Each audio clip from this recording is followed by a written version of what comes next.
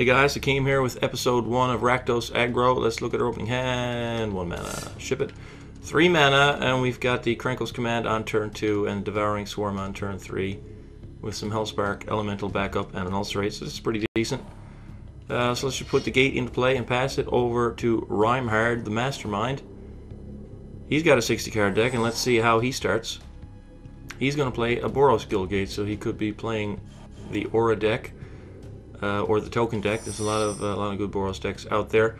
So I think I changed my mind. I was going to play the command on 2, but we picked up a Pyromancer, so we're just going to put that out here. Our opponent's playing red. It could just eat a shock, but I think the biggest upside is just to jam that thing out there and hope we untap with it and get to cast a Rakdos command and generate 3 tokens. So let's see if that works out. He plays a Mountain, and he plays a Pyromancer of his own. Okay, so we've got an Ulcerate for that, which is definitely worth 3 life points to kill that fucking thing right now. And we picked up a shock, so honestly, I think... Actually, I'm going to have to ulcerate it because I don't have a second source of red mana. So I'm going to have to play this. I'm going to have to ulcerate his, which is going to generate a token. And we lose 3 life, so I mean his Pyromancer did 3 damage to us, but we get to swing for 2 here, and then I can cast a Rakdos command and generate 3 more tokens. So we'll have a pretty wide board. We've also got another removal spell. You know, having shock and ulcerate in the same deck is a lot of excellent early game, cheap early game removal. So here our Pyromancer is active. We've got 4 tokens, 2 off the Pyromancer and 2 from the Rakdos command. So we got a fairly nice wide board here now. Let's see if he follows up with the Brimaz. He's got the double white and the 3 mana that he needs. But it's just it's another Pyromancer. We've got the answer for that. So let's see if he has a spell that he can cast in response to at least generate a single token. Picked up another red mana. But I'm just going to kill that fucking thing and hope he doesn't have a spell at all, because if he doesn't, then we're in pretty good shape. So we're going to shock that and get his second Pyromancer out of the way. And do a Hellspark here and just go for the throat. I think I put a Devouring Swarm into play, honestly. I'm not putting him on Anger of the Gods in that deck. So we'll just get in for 6 here, take him to 12. And, you know, we'll play the Mountain and the Devouring Swarm after he watches his damage effects. So, yeah, now we've got a flyer to sacrifice all these tokens and push through damage in the air. But, and a Hellspark, which is a lot of damage. So let's see, he's got 6 cards in his hand. 3 mana, but we've got quite the wide board, 7 creatures. And a total of 9 power. He's going to play a Rock Slide Elemental, which is a 1/1 first strike. And whenever a creature dies, he can put a +1/+1 counter on it.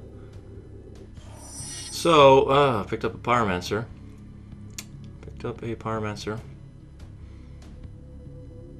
Alright, so his first strike can just knock this Hellspark out of the park. But we're still giving him 9. I'm just going to go with it. If he blocks the Hellspark, which he should, I'll just sacrifice it to the Devouring Swarm and hit him for 10. So here we go. Let's just bring the army. Nothing fancy here, just straight up beat down. So he's going to block the Hellspark, so since we're not getting any damage through it, we're just going to sacrifice it. That will trigger his Rock Slide, but it's not blocking anything anymore, and we get an extra power in the air, and that takes him to 2. So I definitely don't put him on Anger of the Gods here, but given the board, there's absolutely no reason to play out this Pyromancer. Like, 0 reason, so I'm going to hang on to it. And let's see what his follow-up is now that he's down to 2. Outside of Anger, I don't think there's anything he can really do, and you know, I doubt that it's in his deck, obviously, considering the cards that we saw. So we dealt with a couple of Pyromancers, like I said. All 4 copies of Shock and all 3 copies of Ulcerate are. It's pretty amazing to be able to play those all in the same deck. You know. It's an excellent removal suite. There's another Ulcerate right there. But for now, we can just swing here and just win the game.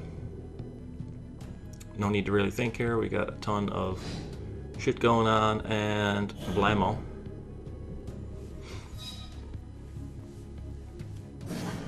there it is. Alright, so that was a quick 5-minute game. Now, hopefully, you know, with this deck, it seems like there's going to be a lot of lobby hopping.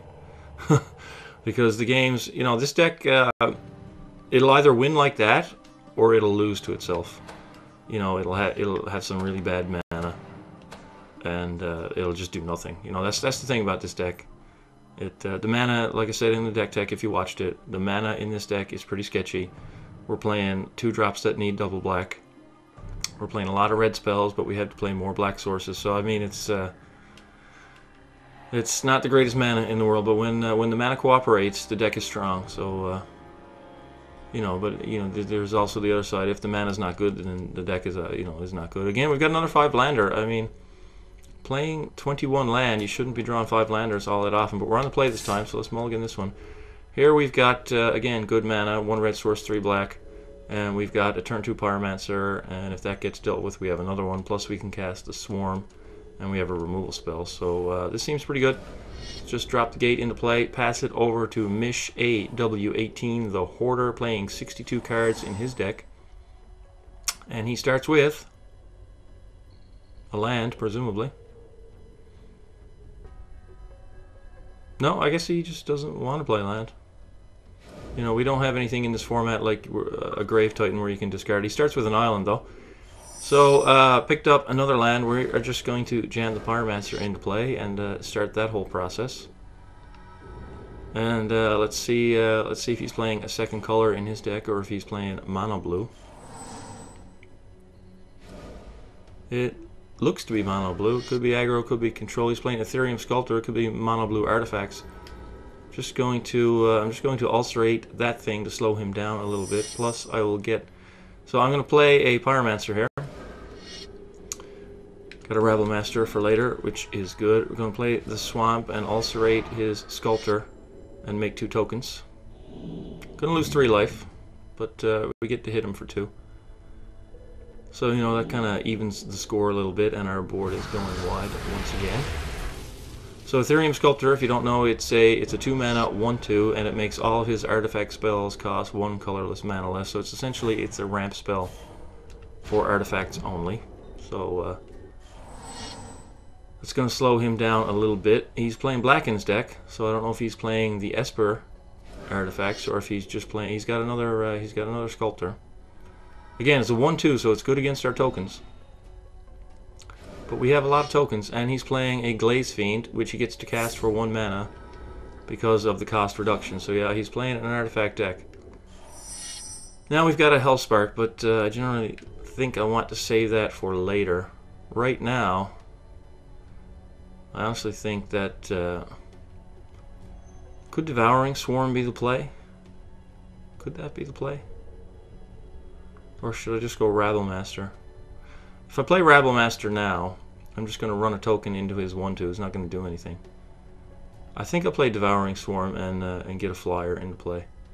That's what I'm going to do. I can play Rabble Master and start attacking with tokens next turn. So here comes a Devouring Swarm. And I'm going to play the land, but once I get to 4 mana, I'm not going to play out any more land unless I really need to, because Bloodghast is in the deck, so I mean, having a stockpile of land in your hand. So I'm not going to attack into his 1/2 with my Pyromancers. But yeah, having a stockpile of land in your hand can constantly recur the Bloodghast. So this deck operates pretty well on 4 mana. It's going to play a Tidehollow Strix, 2/1 Death Toucher. That's going to trigger his Glaze Fiend, because that triggers whenever an artifact enters the battlefield. Gets +2/+2 until end of turn. Now he's playing an Armillary Sphere. That's going to trigger it again. So he's probably going to swing for 4 here, which is it's a pretty big swing. But I'm certainly going to take that and go to 13. And another land. Another land. That's interesting.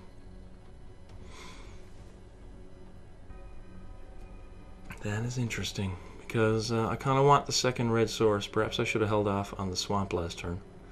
I kind of want the second red source, but I'm just going to jam the Rabble Master here. And come at him. Alright, so who's attacking here now? Obviously the goblin token is. I will trade my flyer with his flyer if he wants to go for that. I will bring the elemental tokens because they're a little bit expendable. And I'll bring the flyer. So he's gonna chew one of those tokens, and he may trade his Strix with my flyer. Or he may save his flyer. We'll see.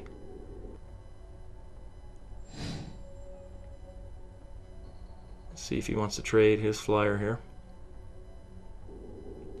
Okay, so since he's not trading, we will sacrifice the black creature since it's going to die anyway.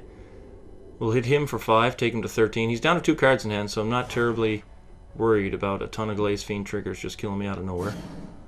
And I am going to play the second red source, to be perfectly honest. I want to save the land, but you know, if I pick up a red spell, I can cast Hellspark and still cast another red spell next turn, so I think it's pretty important to get that into play.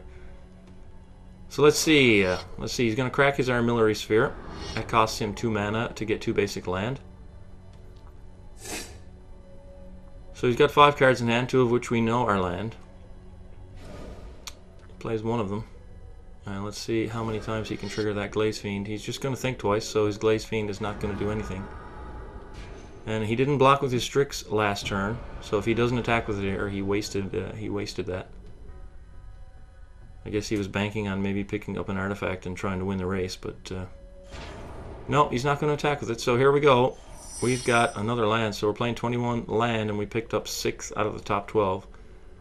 That is honestly pretty bad. But we're just going to play the Hellspark here. Yeah, we're going to play it. We're going to play the Hellspark Elemental 3/1 Trample Haste. We're going to generate a token. And all the goblins have to attack. There they go. Here comes an elemental. Here comes a Hellspark. And here comes a Devouring Swarm straight into the teeth of your Death Toucher. Let's see how you want to block this. Just going to pick off a token. But if he doesn't block my 2/1, then I can buff it up like I did last turn. Force through the damage. So again, if he's not planning to attack with his Strix, he should block. Yeah, he's going to block this time, so I'm not going to bother to sacrifice right now. The end result is the same. So we get him down to 8. Lose the flyer, which is not the greatest thing in the world, but now there's no Death Toucher. We can kind of attack with the Rabble Master a little bit more freely, and we do, whoops, I was going to say we have the Hellspark in the graveyard, but he doesn't go away till end of turn, so push Y. Yeah, now we've got this guy that we can use again next turn. So let's see if he manages to trigger that Glaze Fiend, and if he does, you know, he's kind of behind in the race. He's got a Master of Ethereum, so that thing is, that thing gives, for 3 mana, its power and toughness is equal to the number of, whoops, he's playing Creepy Doll, equal to the number of artifacts he controls, and it gives all his artifacts +1/+1. So now he's got a pretty wide board, and a pretty big board at the same time. So now it's 8/8, and you know, his Creepy Doll's indestructible.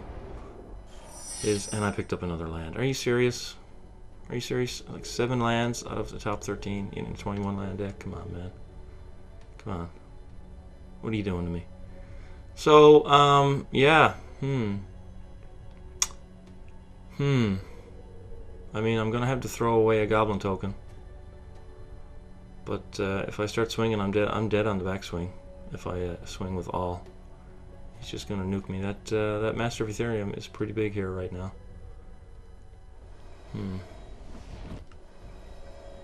Yeah, I'm just gonna sit back, honestly, and just hope to draw a spell of some kind. So here come a couple of goblins.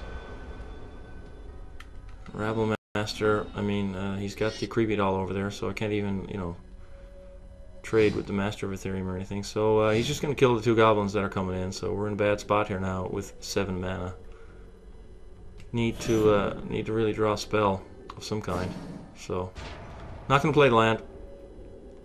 Just gonna sit here and lose the game, honestly. There's another land here. See if he can trigger that Glaze Fiend, because I don't have a flying blocker. He's just gonna think twice, which is fine. Flash it back, I mean, since he spent 3 mana. And let's see if he wants to start attacking. I mean, he's got a Darksteel Axe that he's playing for free because of his Sculptor. That triggers his Glaze Fiend. It makes his Master of Ethereum bigger. And he can attach it to the flyer. Push through a bunch of damage. So I'm going to have to start jump blocking here. Yeah, I'm in a bit of a bad spot. So here he comes with everything. So how can I minimize? So I'm taking 5. I got to block at least 2 of the other guys. So let's block here and here. So that takes me to 1, unless he's got a buff of some kind. Got the Hellspark in the graveyard, so hopefully we can finish him off. You know, I think that was a bad attack on his part. Let's see if he's got picked up another land. Wow, that's just ridiculous.